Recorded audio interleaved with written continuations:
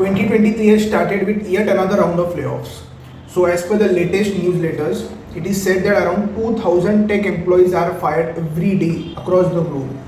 This layoff phenomenon was very common within the startup sector, backed by PE and VC funding. But now there is an issue.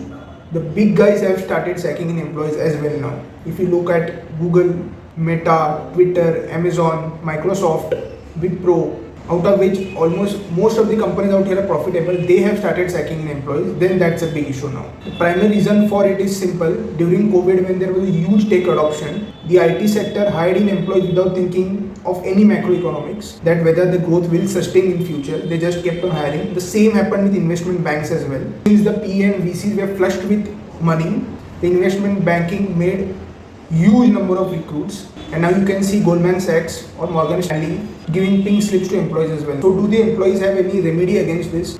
I think there is a remedy, but no one would like to go that path, because in most of the cases the employees who have been fired now would be fired basis non-performance, because that is the only clause which is written in your employment contract, wherein they have said that they could terminate any employees if they contravene any policy of the company or due to non-performance issues. And if you have anything to justify that your performance is up to the mark, then you will have to file a civil suit, and that's a long process. So to keep your mouth shut, basically they give you severance pay around 2 months. Should the government be more active in this? I think yes.